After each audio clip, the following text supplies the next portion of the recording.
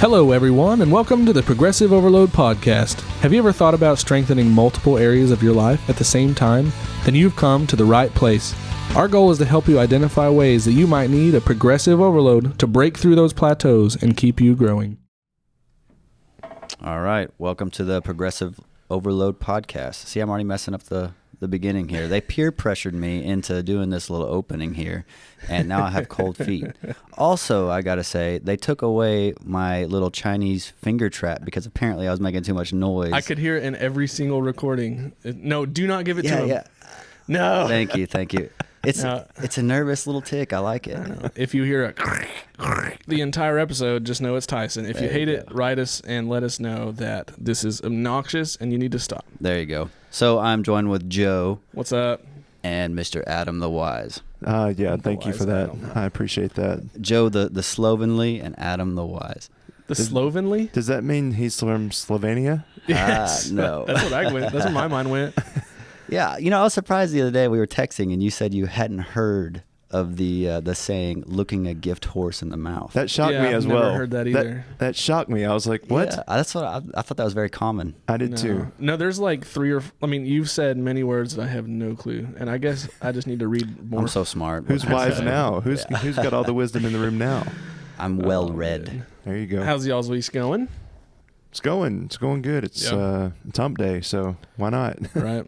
Yeah, it is. It is Wednesday. I know it. I've already done two hard days training with our gym monster. Yeah. So I'm kind of sore and beat up, beating you up still. But I'm good. Yeah. I'm good. Yeah. My body part split program is killing me, man, but I'm loving it. Yeah. It's a 6-day-a-week program, and it's a lot. It's a lot. So what else all the splits? Not to just break it all the way down, but basically, I hit every muscle group twice a week. So Monday, it is chest, tries, shoulders. Mm-hmm. Tuesday is my leg day, a lot of leg pushing. And then Wednesday is back and buys. And then basically starts over. Then Thursdays. No core work? Well, no, every workout ends with like one or two core work. That's how I do it. Typically, I hit my core. I don't ever have like just a dedicated core day. Yeah, me neither. You use so much core in your complex lifts. It's For just sure. not really necessary. What's your rep ranges? Are you going kind of... So right now, I started in a heavy range, so I was doing 4 to 5 sets of 4 to 5, mm-hmm. and then I did that for 4 weeks, and now I'm in 4 sets of 8 to 12. Oh, yeah. It's so high volume squats, high volume deadlifts, push presses. It's no wonder you're me. sore. Oh, dude, I'm feeling it. I love it, though. I like that confusion, though. I like going from higher weights with lower reps, getting that strength, that base there, and then switching it every now and again. Mm-hmm. Yeah, my next phase, which will start in about 2 or 3 weeks, is just tons of volume, supersets, tons of circuits. It's just a go. It's a really good one. I'm excited for that one. That one always kills me, though. When I grow up, I want to be you guys. That's what I'm looking at. I'm looking across the room at you and going, yeah, I just go and work out. That's pretty much what I do. Yeah. But I do like the program I'm on now. Yeah. It's pretty straightforward. Mm-hmm. I get every major muscle group. I get a little bit of work, with the smaller muscle groups, mm-hmm. and feeling good. Yeah. Feeling good. It's going well. You're doing great, man. You're like in the place that I can't wait to be in, to where I'm so goal-minded right now, and it's good to be in that place. But you're also in that place where you're enjoying the journey. You don't have a insight in mind. No. And that's the best place to be, really. Yeah. You are here to enjoy the process, not to focus on the end. If I make a gain in a particular movement, fantastic. Yeah. If I need to back it down and let my joints have a little day off, I'm like, okay, let's do that. Exactly, yeah. And you're not going to feel guilty. No, you're not and I don't feel bad. Pressured. No, yeah. not at all. I think so many lifters chase that soreness, thinking that that's the way they make progress. Right. And do you have those days where you're just busted up, or you kind of... I can make myself busted up, yes. Yeah. I can do enough reps and enough weight and different, a different range of motion or a different pull, in the muscles somewhere. Different, what do you call it? Line of pull. Right. Yeah, I can change that. I've been doing some of that just because it feels a little stale sometimes. You do the same routine for 4 or 5 weeks. Right. And so I've been trying that, and I can do that. I don't do it very often though. And so it's not, like you said, I'm not chasing it. And so I don't have to have it. Like when I finish, I feel like I've gotten a good workout in. Sure. And I just feel good about the day, and I go on. Right. That's something I wanted to mention in our last podcast, and it slipped my mind. But, there's so many people who try to chase that sore, and that's how they feel like their program is working. Dude, that's so true. Yeah, and it's not the case. Not at all. No. Just because you're sore doesn't mean that you I did good today, which, I mean, it means that you tore the muscle. You obviously have some damage there. Right. But it's not always the exact linear, meaning you're going upward. Exactly. Yeah. A lot of times it can be an indicator that you overtrained. Yeah. And then you did too much. And like I've spoke about before, you get stuck in that breakdown recovery trap to where you're not allowing your muscle to build. You're just spending all of your resources to repair, but not build. So I like recovery phases. It's my favorite phase. It's my favorite phase. That's right. Well, cool. So you guys came in the room today with bags full of goodies, and I want to explain what's about to happen to the people that are listening. You guys said it was going to be a gym bag dump. Yes. And what that means is anything that can enhance or benefit or help your workout routine in way of straps or belts or protective devices. We've got them today. Some of them, not all of them, but we've got some. And if you're watching on YouTube, you'll see. If you're listening in your car or at home, wherever you are, we'll try to explain what they are. You can look them up online. We'll give a pretty broad description so you can Google it and pull it up and check it out for yourself. So where do we start? Joe, take the lead here. Take the lead. Okay. So like he mentioned, our goal is to kind of tell you what we use in the gym on a weekly basis. And then, like he said, there's ways that we use it to improve our gym experience and our progress, but there's also ways that you can let these tools be a crutch and basically keep you from progressing. And so that's basically where we're going to go. I'm just going to reach down, and whatever I grab first, what we're going to talk about. So these first ones that I pull out of my bag are my knee sleeves. I'm pretty new to these, as I've been pretty open on my Instagram account, at least, that I really spent the last couple months just really diving into my squat. And I've always had a terrible squat, but I'm getting there. Old butt wink over here. I know, right? And it's so a new nickname. I like it. I got these a couple weeks ago, and they have been a game changer for my squat. These ones are specifically made by Rock Tape. I love that company. I know you use them at work every single day. And I found them on Amazon, and they were the cheapest one, and I liked my high school colors are red and black, so I always tend to gravitate towards that because I can't get out of high school, apparently. I've never used knee sleeves other than just in basketball. Whenever you have an injury, you put a neoprene sleeve on. How is it different from just a typical neoprene sleeve that you can buy from McDavid or another company? Yeah, this is just probably a little bit more support, and the way it's stitched is it's stitched backwards to the knee fold so that it does give you a little bit of a springing action at the bottom. It's not like going to help you lift tons more weight, but it just makes your knees feel way more secure at the bottom of the squat. Yeah, I've squatted my whole life, and I didn't really feel like I needed something like this until I've recently gotten into lifting heavier and heavier. That stability, especially when you got a heavy load on your shoulders. Yeah. Definitely, it can be a confidence booster too. For sure. And if you got that confidence, suddenly the lift becomes easier. So much of lifting is actually mental. I don't think a lot of people understand that. Yeah. It's a big mental boost for me. Yeah. But I was asking you this morning if you've ever tried them. I would strongly recommend, or if you want to borrow these, try them out. Okay, just a disclaimer. I do not use a strap, a belt, a knee sleeve, and I don't use anything. You didn't have a gym bag. I don't have gloves. I don't have anything. And so all of this it's not new to me because I've been around, athletic training and wraps and sleeves and all this stuff, but it's not something that I typically use. So I'm actually looking, as you guys are explaining and showing and talking about your experience, I'm seeing what's on the market for So, I know. Which I guess we got to say, none of it's necessary. No. Well, there you go. You don't, I mean, just it's true. To get a workout in, really you just need your body weight of all things, but they're tools. They're ways to make things better or enhance the whole thing. That being said, too, though, there are some people out there that just become collectors of for sure of things. Like I've seen the same thing with people like with garage gyms. Suddenly, it's not even they barely work out. It's just like it's like just want all the toys. Yeah, it's just Yeah. toys. But I guess that's a guy thing. Maybe Yeah. we like cars, or we like guns. We like these things that we like to collect. Exactly. But, What so you got? first I hear some rattling. on my agenda is my weightlifting belt. That's a nice belt. That is dude. a thick. That is so Yeah. thick. Is that 10 belt. millimeters?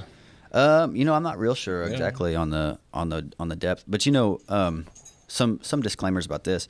Mark Ripito, what he talks about is so often they make these big belts where the back of it's designed to Yeah, have this wide. big wide thing, and he says that's just not even necessary. In fact, it's designed wrong. Yeah. Because the belt's not really a back support item. What it really is, it's actually supposed to maintain your breath. Exactly. So you yeah. squeeze it really tightly, and when you're doing things like deadlift or squat and you got a lot of weight on, it's really good to take it, fill that belly up, push against the belt, Yeah. and that makes sure that all your abdominals are tight, everything's nice and Yeah. secure, so that whenever you go to actually lift, you maintain that breath to be able to pull the weight. Exactly. Okay, so I have the ab instead of abs. And so how does it work whenever you put the belt on and you have a gut in the way? How, I'm Squeeze probably it. more qualified to answer that than Go you ahead, are, Joe. Tyson. Go ahead, Joe. Yeah, so this is my belt. It's an Element 26 belt. I really enjoy it. They're a good company. This is just a I think nylon is what it is, but it's pretty thick and there's some good support in there. But it's also guys who are lifters who might have a little bit of girth? bigger belly, girth in their waist section. That's it's really, I've looked it up because I'm trying to find like the perfect spot for it. It's really just find what's most comfortable. You don't want to go up to where you're on, the top of the rib cage, but you don't want it like on your waist, on your hip bones either. So just find a good position where I tend to go a little bit above my navel, because if I put it below my navel, when I squat, all the fat just pops out like a can of biscuits. And so if I can put it over the navel, Nice. the fat in my belly kind of stays below it and it doesn't pop out. And There is so, a company name in there, Butt Wink Biscuits. Yeah. I Come think and we get can it. do that. We can completely market that. Okay, so the biggest thing you see with weight belts is people wearing in their entire workouts, like doing, dumbbells, bicep curls with a weight belt on. It's pointless. And what you're actually doing is it's a crutch, and you're keeping your body from being able to fully contract its core, when you should be. And the scientific version or term of intrinsic pressure is called the Valsalva maneuver. You may have heard of it, and it's just where you're creating maximal abdominal pressure to basically maintain spine alignment. Yeah. Spine alignment, blood pressure too. yeah, Whenever you're lifting, you don't get dizzy. yeah, that's why you have to breathe whenever you when you do lifts, because people will go out on you. Which, there's so many YouTube videos on how to use the weight belt too. I suggest before you do it, before you just see somebody wearing it, you're like, oh, that looks cool, and I'm just going to wear it. It's got a purpose, but I've seen a lot of guys, they just, like you said, wear it during their entire workout, and I don't think they really understand what it's there for. Right. Exactly. Yeah. Okay. That, and it also squeezes on them so they look a little thinner in the It makes your waist makes your waist a little bit There's thinner. lots of Instagram photos of people out there with Absolutely. it. I was gonna say it's not a fashion statement, but so many people probably make it into one. So yeah. All right, moving on. Here Next we go. one is straps, lifting straps. So these ones are by Tough Wraps. I love these. Also, just kind of a nylon material. They make all different kinds of versions, but I like just the strap ones. Once again, I only use these for heavy deadlifts. There's really no other purpose for them. Some people use them when they're doing like heavy rows or something like that. But it's basically just to help you grip the bar or grip the dumbbell whenever your forearm's fatiguing. I got the same. Mine are Batman though. Batman, of course they are. Yeah, I'm a Exciting. nerd. Let me feel yours. Yeah, sure. Yeah, those are nice. Yeah. So how I have the mindset whenever I'm in the gym, if I can't grip it with enough of my own strength, then I probably shouldn't be lifting it. Yeah. And I so can understand that. that's kind of my philosophy, and probably why I don't have some of this stuff, because I feel like if I need something to help me do it, then I probably shouldn't be doing it Sure. at this point in my life anyway. Yeah. And maybe that's part of my journey. Maybe that's part of just where I'm at in my fitness world. But what do you guys think about that? To your point, I actually agree with you. And I in do fact, too. I actually only use these typically after I've already been training my grip. Like if I've done weighted pull-ups, I've been doing, rows already, and it's like, okay, I got to get to my deadlifts, and my grip is giving out before the rest of me. Right. now it's a good time that I can still Okay. train deadlifts, but also maintain my grip. Yeah. That makes sense. So I would be okay with that. Yeah. Because Yeah. now you're more of a. It's not a. I have to have this, but I need it to help me grip because I can't Yeah, physically do it. exactly. correct. Where I once, if I'm fresh and I can, then Mhm. I should be able to do Yeah. that. I understand that. Yeah. Okay. The way I use it, and the way I coach, like Dustin using it, is we want to get all of our working sets done without the straps. So I mean, if we're doing 4 or 5 sets, I want you to get almost all of those without straps. Understood. And then if you feel like it's gripping and you need to finish a couple sets, or maybe like if you want to max out and your grip is shot, I mean, go ahead and throw them on. Okay. But previously, this is the first one I've actually ever used them. These I haven't had those very long. I had the same exact thought. I mean, functionally speaking, if you can't grip it and hold it with your hands, you probably shouldn't be doing it. Okay. Yeah. It's kind of the way I looked, because I used to work at a fitness center as well, Mhm. and we used to look at our people the same way and say about racking weights. Yeah. If you can lift it, you can rack it. yeah. Yeah. Exactly. And so that was kind of where that all started, I guess, for me. yeah. But okay, I like that. Wait till the end. Wait till you have to have it, not the beginning. You want to All go right. next, Tyson? Yeah. You guys are. This is enjoyable. This is so much fun for me. Yeah. Okay, so You're fighting shorts. these are fight shorts that were worn. Wait. Sorry, guys. These were worn Oh, last those night. stink. No, they do not. It smells like fresh roses right Fresh here. roses. So these are my Muay Thai shorts. And in fact, Kelly loves when I wear these because they're short shorts. Oh yeah, short shorts are in, man. Every time I wear them, she always sings this song, who wears short shorts? Tyson wears short shorts. Anyway, so yeah, this is so for anybody in the sport, you realize these don't have any pockets in them. They're made of a material that allows wicking of the water and sweat. Yeah. And they're just an essential part of my training. Yeah. Okay. I've recently jumped on the short shorts bandwagon, and it's given me motivation to work on my legs more. Mm-hmm. Right. Okay. So thanks for that, Tyson, and a touch extra with the song. Oh yeah. Oh, we pull out the same thing? Oh, I don't know. Oh, you got some chalk. I got my chalk. I got my little baggie of chalk. Oh, this is exciting. I want to hear about this. So almost kind of the same reasons as straps. If you feel the bar or dumbbell slipping a little bit, throw a little bit of chalk on. It'll help kind of soak up some of the moisture. And so I always keep this in my little bag. I really don't use it too often, and once again, unless I'm deadlifting. But please don't use them on 25-pound bicep curls. Mm-hmm. Also, don't get a whole bunch of it and then do the clap. You're not in the freaking middle of LeBron James just going, wow. Yeah, clapping in the gym. Okay, Now so- there's dust all over the place. Have some respect for the cleaning people. This goes back to our gym etiquette episode. If you're interested, check that out. Right. Yeah. But chalk and specific types of weightlifters or gym members tend to gravitate to chalk. Like people that do powerlifting, Yeah. they want the chalk. People Yeah. that maybe other people don't want it at all.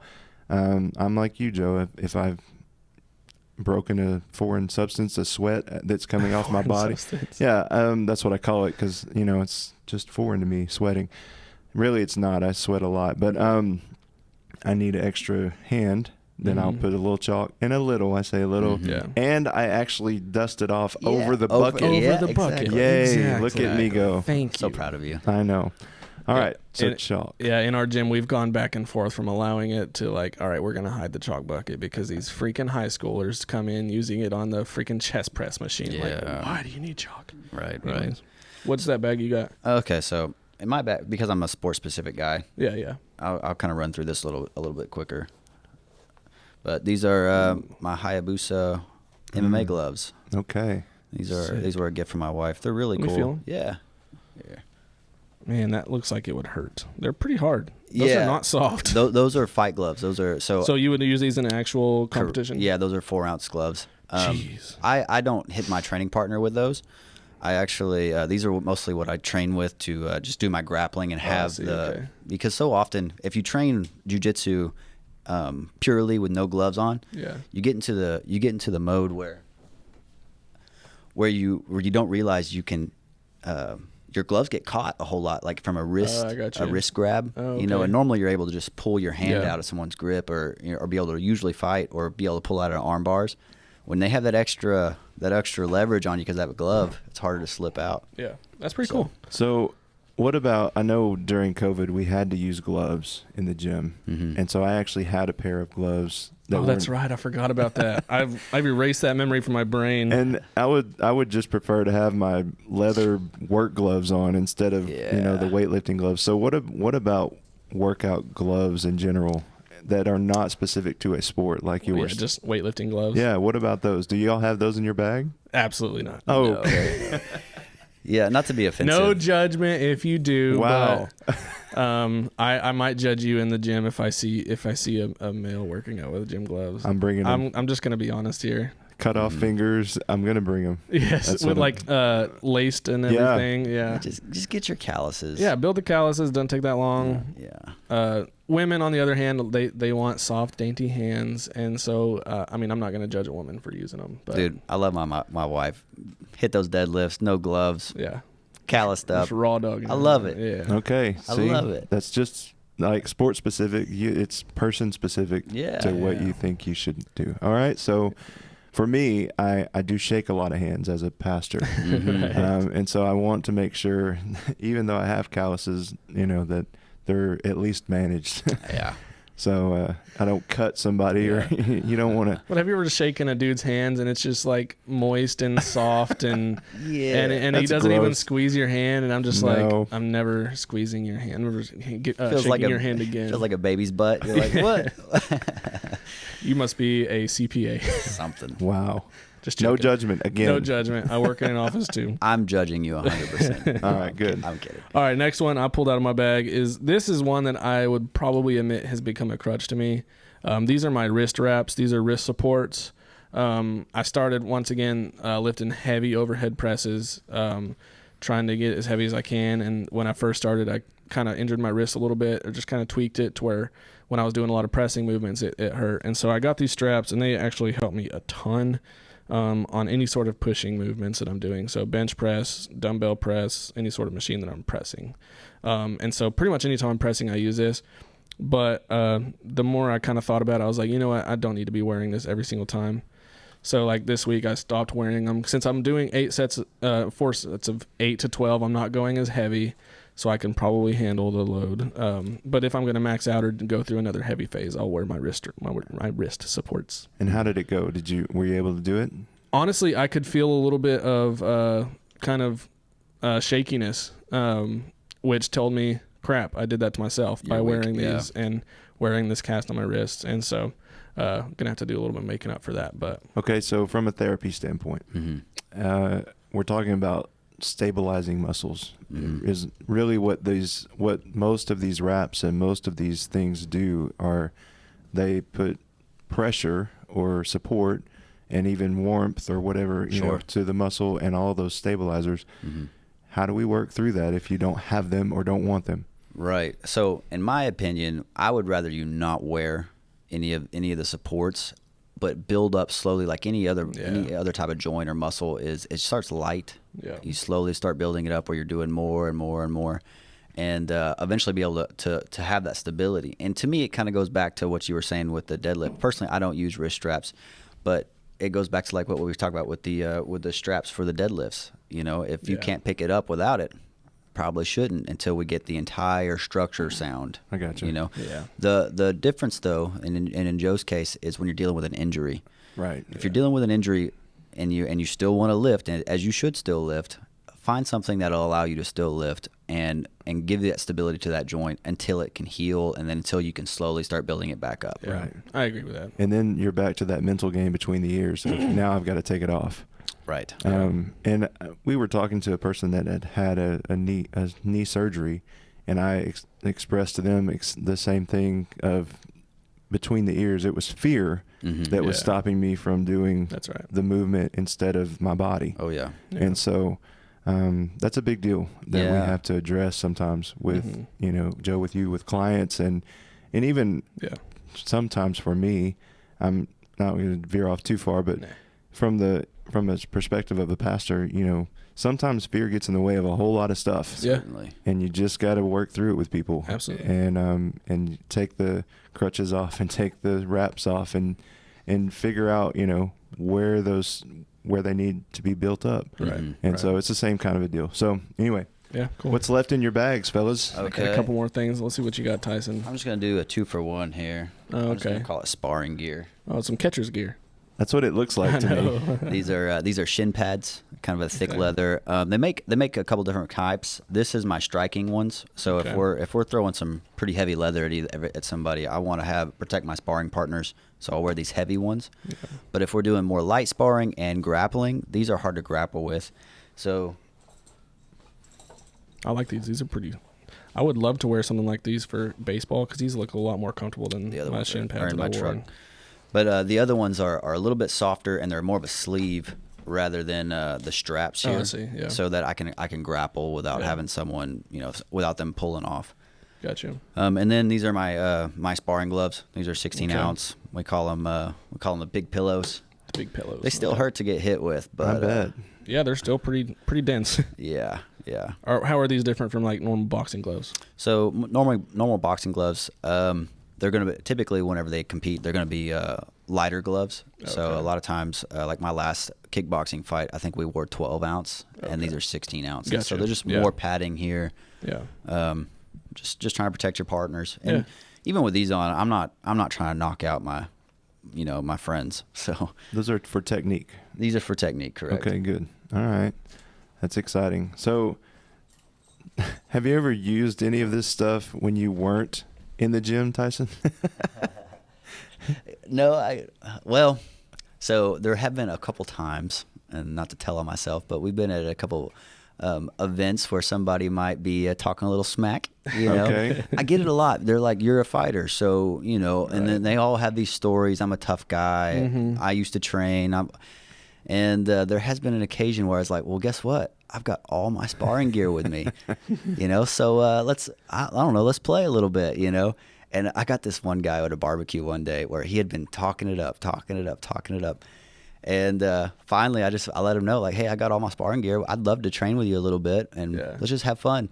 And then he's like, oh, my back hurts, all these excuses. But it had been too late. He had already said it into everybody here, and he just got peer pressured where he had to put gloves on with me, Oh my Okay. Lord. And Wow. and we're all at the barbecue, and we got gloves on, and all that I could see, I could tell really quickly that he was not comfortable with this situation. And he tried to whisper to me, he's like, hey, don't hit me too hard in the face. Wow. So I was nice to him. I Look did at you. I did put him down with a body kick, and then that was kind of That's the end it. of Yeah, it. but I was nice I to would him. have paid money to see that. Dude, well, it's happened so often. It's like I finally got one. I finally trapped one where it's like he has to Yeah. live up and eat these words. Okay. That's why you need to be careful what you say. Here's the grappling ones, by the Oh, way. I got you. Yeah, those seem a little bit less Yeah. thick. Yeah. Okay. So I'm thinking about this would probably never happen, but I'm thinking about using that as a Halloween costume. I'll dress up as a. There we go. I'll put all the pads on and the shorts and then I'll no. You I'm could go not as doing like it. Chuck Liddell, maybe. Yeah, there you go. Yeah, no, not doing it. It'd be like Tank Abbott. I don't know. All right, so I think I have like 2 or 3 more items in here, but this is my little deep tissue massage ball. If I ever feel like a tweak or something in the gym, I can kind of roll it out with this. I've been having some tennis elbow issues with my brachioradialis, so this is a really good one. I can just kind of rub it on there, and it's a really, really dense ball that rolls, and so I love this thing. I keep this in there. Don't have to use it too often, but it's nice to keep in there. Mm-hmm. You ever use anything like that? Yeah. It's like a lacrosse ball almost. Just to switch it to more of a recovery. Yeah. What you got? I've got so this is Rock Tape's Rock Floss. yeah. By the way, we're not sponsored by Rock Tape, but if you're hearing this, sponsor us. We I'm gonna splice shouting. this video and tag them. yeah, There you go. we're shouting out Rock Tape quite a bit. But yeah, so this is a good tool, just kind of in the same kind of sense where if you have an injury, this is a way to kind of help speed up the recovery part of it. So with Rock Floss, what you do is you wrap it around the irritated area, the joint, the knee, the ankle, whatever you're dealing with, and you would warm it up, and then you would take it off. And what it does is it restricts blood flow while you're warming up, and then when you take it off, it sends a bunch of blood to that area. Yeah. Interesting. Yeah. That is a new one for me, rock floss. Yeah. So it's different than KT tape in the way that you can wrap it on and then take it off. So Correct. is it like a TheraBand? I feel it, and it's kind of like a TheraBand material. So do people use that for BFR, blood flow restriction training? Yeah, so they can use it for blood flow. I don't use it that way. Yeah. To me, it's strictly a recovery tool. And like my shoulders or whatever, if they got busted up pretty good, that's cool. kind of my warm up. And it's just like it's single use, or is it? Can you use it over and over? Over and over. Yeah. And Okay. it's like $12. Interesting. I might get some of that. Yeah. BFR training is real popular right now. It's basically where it's a blood. It stands for blood flow restriction. So if you want to work your biceps, you put it over the top of your biceps and cut off the circulation almost, basically, and then you get really, really lightweight, and you just do like bicep curls. And what it does is it keeps the lactic acid from removing that area, and you just get insane pumps from it. And so it's actually a really popular up and coming practice in physical therapy too, because it doesn't require the load that typically requires for muscle damage. Yeah. Right. Yeah. That sounds almost dangerous to me in a certain way. I If can you do it understand. wrong. Yeah. There's a right way to do it. If you don't know what you're doing or what you're supposed to be feeling or expect Yeah. out of it, then I'd be careful with that It's one. a pretty advanced technique for sure. Okay. I've never done it. See, I've never trained that way. Yeah. One thing about it though, I have been looking into it, and I actually started whenever I started messing with that rock floss. Yeah. But the studies behind it are really strong. Yeah. Interesting. So definitely something to look into. Okay. I did not. That's new for me. So thank you for that, Tyson. So I mentioned KT tape, and you probably have some. I do. Oh, Yeah, there you go. I'm a Nice. therapist. So Yeah. this is kinesiology tape, KT tape. Yeah. But normally, once again, I normally use rock tape. I think they have the best tape out there, Yeah. especially for athletes. I mean, Now, that's- for my older patients, it's too aggressive for their skin a lot of times. Oh, is and it? they make other products Yeah. for that specifically. Okay. But it's also kind of expensive. So Yeah. Well, Right. that's what we use at the clinic, right? Mhm. Yeah. Yeah. I like KT tape. And the benefits of it, either it's, and I can't decide because I've had KT tape on. Mhm. I can't decide if it's just between my ears or if it's actually Right. physiologically doing something. What do you think? that's a good question. And I'll tell you We're what. trying to get sponsored. Don't tell them. Yeah, right. Don't make me talk bad about them now. Yeah. No, as a therapist, what's between your ears, like we talked about sometimes, is the most important part. So if I've got a True. patient where they feel like this rock tape or this tape is just phenomenal, I've had people think that it's got medicine in it. you Right. know? Right. Yeah. And if that's the type of person you are and it makes you feel more confident in the thing, in your mobility and the things you're doing, yeah, I'm going to use We're it. doing it. Yeah. Yeah, even if it is just a placebo. That being said, I use it on myself, so I am a believer that Yeah. I get some benefit out For of it. sure. So Okay. Good. Yeah. Good. Joe, what you got? This is the most millennial thing I've ever owned in my life. Is that a dumbbell? It's for my no. that's his max. So this is a double-sided magnet, and both sides are mobile. So what this is, if you're watching, one side of the magnet sits on the back of my phone, and the other side of the magnet sits on the machine or anything that's metal. And so what this is for recording myself in the gym. It's really weird to talk about because I've never thought I would be that person, but here I am once again.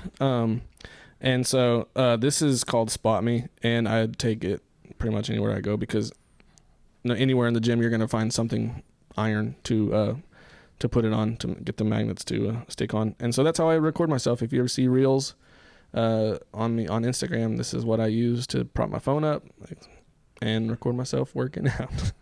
Sweet. I know. That's cool. I guess it's cool. I guess.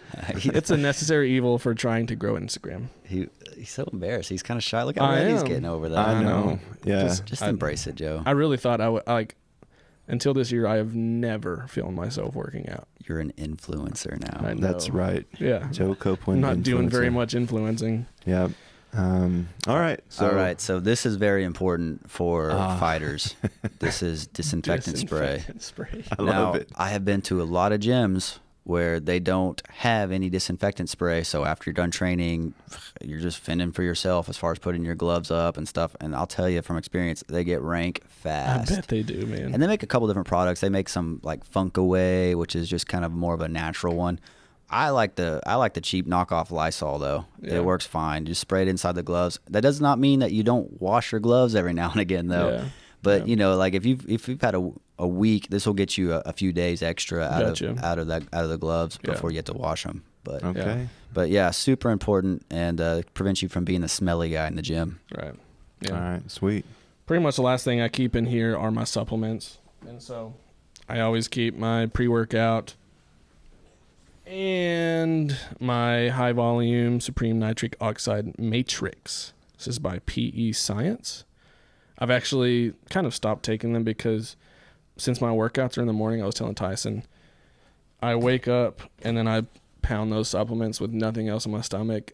Sends me straight to the bathroom. I lose 15 minutes of my workout that morning, and then my stomach hurts the rest of the time. So I've pretty much broken up with them. So, but I'll use them from time to time if I'm just. You said broken up like it's a relationship.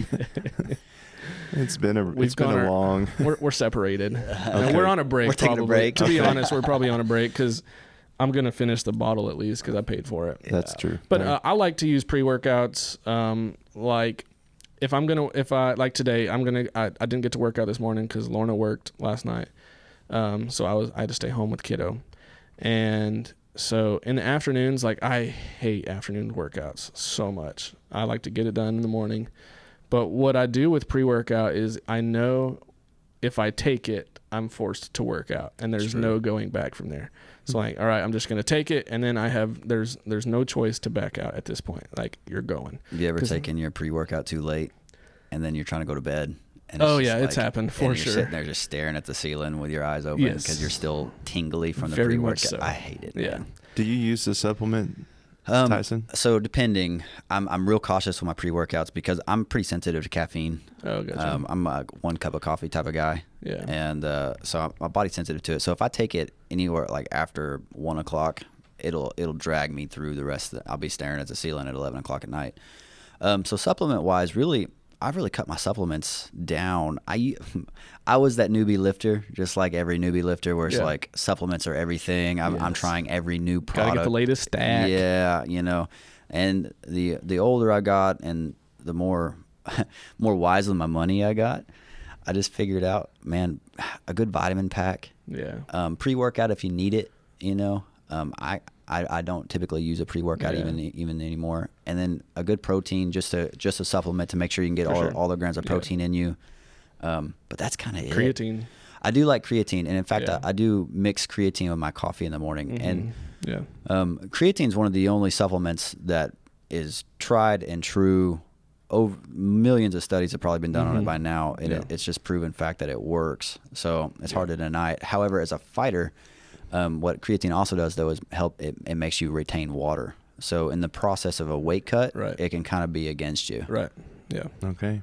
See, we're back to our supplement episode. I know. And that's fine. Yeah. And I'll say the same disclaimer that I had last time is just like with the weights, if I can't lift it, then I don't. Mm-hmm. And if my body doesn't make it naturally, then I don't take it. Right. You know, kind of a same deal. Now I probably could benefit from a good multivitamin as a 40-plus-year-old man. Yeah.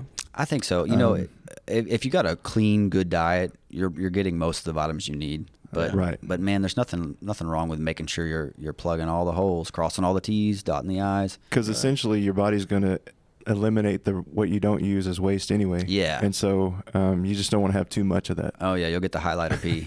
Right. Right. Yeah. You don't want that. Yeah. So anyway, that's good stuff, guys. Thank you for bringing your gear. Yeah. That was fun. Thank you for showing off the stuff that you have. And I wanted to do one more plug. Okay, good. Go and for I'm it. solely doing this so I can cut this later and put it on Instagram and force them to share my reel. Okay. So check out Kind of Fit, Kind of Fat apparel. They have some hilarious designs that are actually super cool. So this is a piece of pizza, but the pepperonis are made out of 45-pound plates. It's hilarious. Kind of fit, and kind of fat. That's become my MO. So that's a good motto to have. I love it. All right. So anyway. so here's our weightlifting and our my fighting gear. What kind of gear do you think is important for a pastor to have? Man, okay, so pastor, okay. Yeah. This is really good because for a pastor, there are 3 primary things that I'm supposed to do. or any pastor for the church, and Sure. it doesn't matter if there's 5 people or 500 people. The first one is to pray for the people. This is more about philosophy than it is gear. So my first responsibility is to pray, and that is for myself and for the people that I'm to shepherd. If I can't do that, because the reason that I have to do that is because I take the battle from a physical battle to a spiritual battle. Right. And so I can't do what the job that's required of me in my own flesh. I Right. can't. I'm not capable of doing it. Yeah. I can fake it for a while, but the church will eventually fall apart because it's built on a spiritual foundation, and I can't fight that with physical weapons. No. So first thing is to pray. I love that. Second thing is to teach and preach the word. So Scripture is my sword. Scripture is the one wrap or belt. Yeah, sure. Or Exactly. it's actually the belt of truth. It's Literally. what it is. Yeah. Literally, that's what Scripture calls it. And so my job is to teach and preach the gospel, the word in its entirety, from one end to the other, not just pick out the parts that I like and pick out the parts that are easy. Exactly. We got to teach it all. And so that's the second job of a pastor. The third thing is to equip and mentor. And so just like you guys, and we all have our circle of influence, and you know this as a fighter, you're pouring yourself into other fighters and teaching them and equipping them to do what you do. Yeah. The same thing is true for the church and pastors and believers in general. Yeah. We are to equip and pour into and make disciples or learners. That's the actual word for disciple, is a learner. Yeah. And so we're supposed to pour into those people, equip them to do the work of the kingdom. I love that, dude. So 3 things. Heavy. Yeah. Look at that. I like it. And that's the same for the everyday believer, not just a pastor. That's right. Same exact tools Same. to pursue Christ. That's it. Same thing. So that's a great question, though. Thank you. I like that. That was really good. Yeah. Look at us. All right. So why don't we wrap it up? Go check us out on all of our social media platforms. Look for Joe and his reels on Instagram. Yeah. Check out all of these things. Maybe we can put some links to some of the things that you guys, some of the favorite things that you have. sure. You can put it down below so people can just have a quick access to it. That's a good idea. And click on those things that we've talked about today so you can check them out. Thank you for joining us. It's been a lot of fun today. We've had some good conversation and good things. Wraps and braces and all those things have come a long way. Rock tape, get us some money. Rock tape and kind of fit, kind of fat. We're out here, so we're looking for. We're shouting out to you guys. So thank you again for joining us, and we will see you next time. See y'all. Thanks for listening to the Progressive Overload podcast. We're honored to be a small part of your day. If you have any questions, comments, concerns, or are interested in sponsoring our efforts, please feel free to reach out via email. Find us at progressiveoverloadpod@gmail.com. Don't forget to subscribe and follow our podcast so you'll be notified when our next episode drops. And as always, you can help us reach the masses by sharing our podcast with your friends and family. And then check us out on Facebook and Instagram to follow our own personal journeys and get an inside look on our day-to-day lives.